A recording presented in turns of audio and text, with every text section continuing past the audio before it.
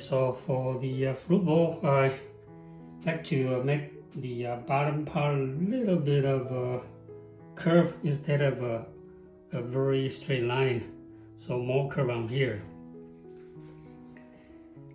After I forming the outside, I'm bringing my wooden rib to smooth the inside here, especially the very bottom here. It's a little bit of uneven, and usually I like to take care of that. I'm gonna bring my 5 inches of 5-inch wooden rib.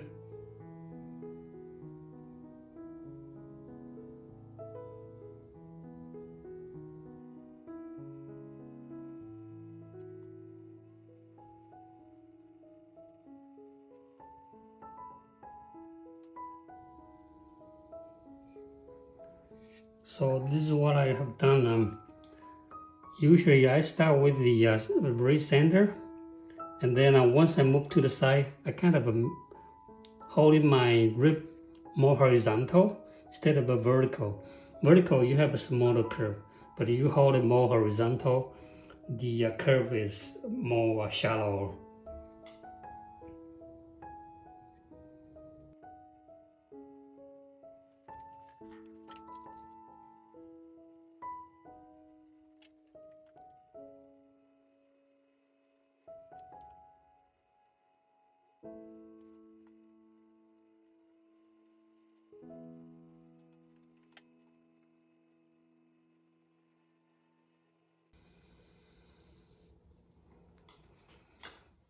So after using the wooden rib, I like to use my metal rib to smooth all the texture from the wood. So that's why I'm holding my rib, slightly bending the rib and hold it more horizontal. You don't want to hold it vertical. So I hold it more horizontal and using the curved side to push, compress.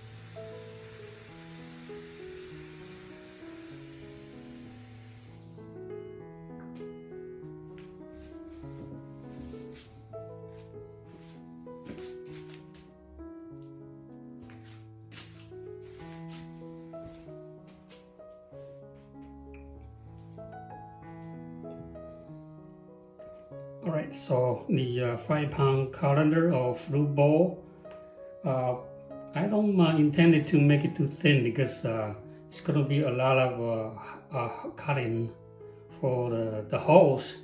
So I don't like to make it too thin. Keep the wall a bit thicker, so you have more your pieces stay more stable when the wall is a little bit thicker.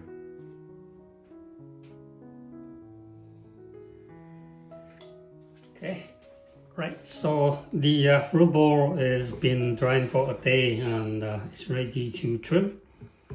I like to know what exactly the bottom thickness before I do to trim it. So again, bring my measuring tool. This is also a little bit too wide, so I am increasing it by increasing the width by putting two parallel ruler here. Just check the center point.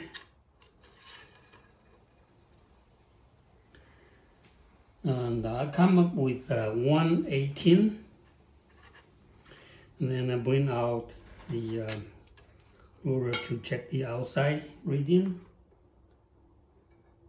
It's 128. 128 minus 118. So I come up with about 10 millimeters. not very thick, so but I know exactly how thick the bottom before I go through and cut the clay.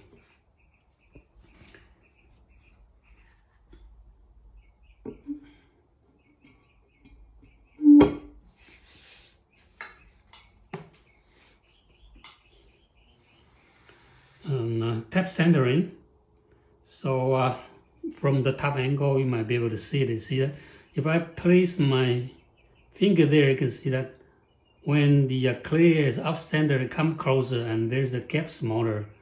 And usually I wait till the moment that the gap is smaller, my left hand start to act, because the wheel still constantly spinning, and then the gap here, the F center comes to here, and for that to travel to here, so it will be a match. Okay, so that's what I usually do. I put my finger here, so that is how I tap that to my right finger. So that's the tap centering. So you can practice using a chalk. That might be a bit safer, because you don't want to ruin your pot. But the basic idea is that you want to see which spot is closer. You see that from that angle? See that? Ready, go, go, go, go, go. So you find the rhythm of the speed of the wheel, and then you just go tap, tap, tap, tap, tap, tap, tap. Okay, so that's how you practice. Now I'm going to put my finger here and then tap, tap, tap. Okay, that's tap centering.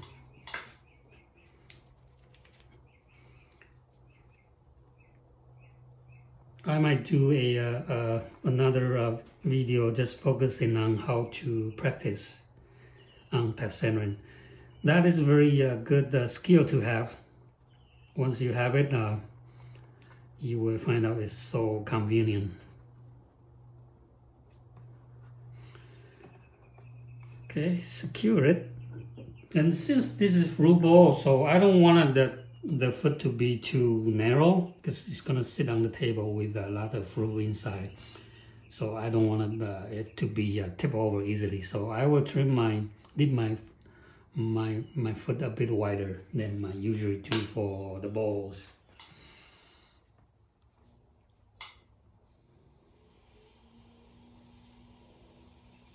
So that might be the outer part of my foot ring, and then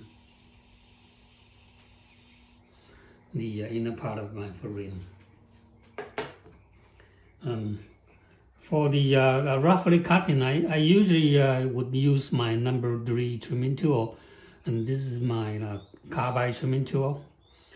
The tip is so hard, so the edge lasts much longer. And since I was using it from February, I think, it's been 4 months without resharpening at all, actually, and I'm still using it, still quite sharp.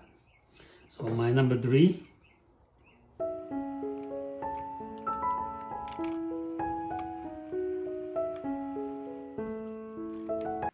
And getting rid of the clay in the middle. And I told you that I have a 10 millimeter thick here. So I will remove about maybe 6 millimeter. So once I go down, I will measure until I hit 6 millimeter, meaning I still leave 4 to 5 millimeters thick on the bottom here in the center.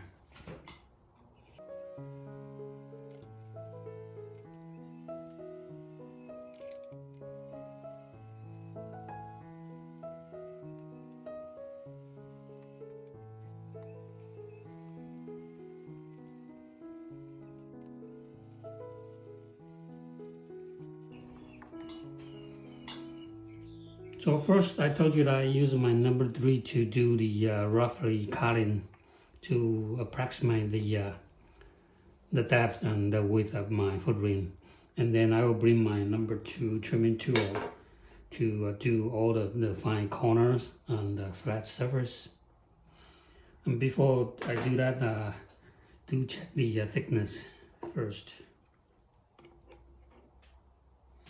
So I only have like 3, so I could go a bit deeper.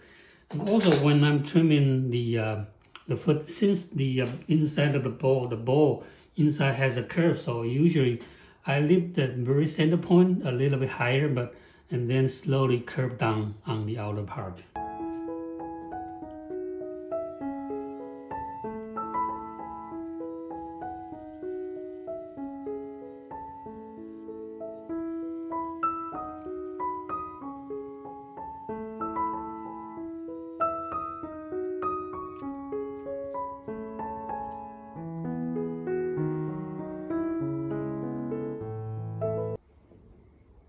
Right, so this is about 5. I told you that I want to do 6, so just one more to go.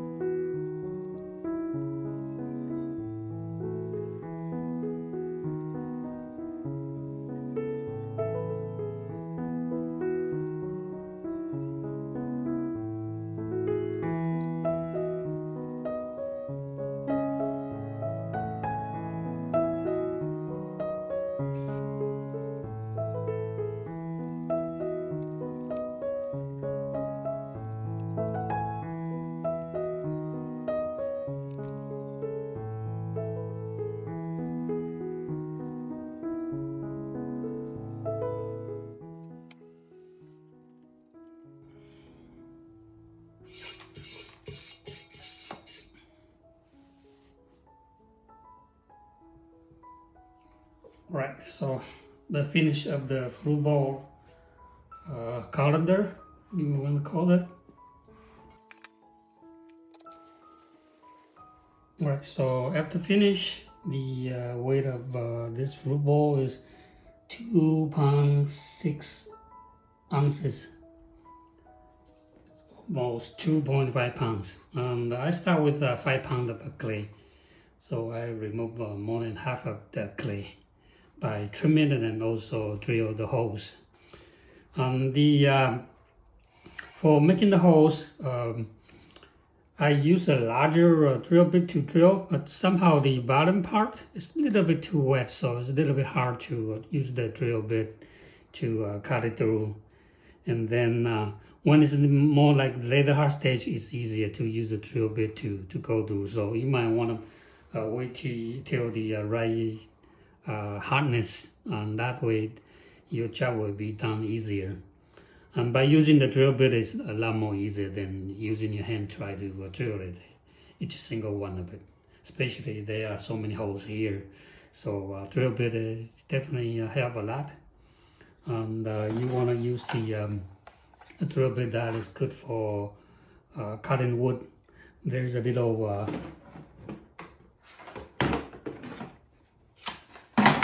little pointing to guide the hole through, so this is very helpful to do that. Okay. All right, so thanks for watching. And also after I drill, since my clay is porcelain, so it's a lot more easier by just using the sponge to wipe it clean, and without getting the grog out, because the porcelain is much pure clay, so it's a lot more easier to clean up the holes. All right, thanks for watching.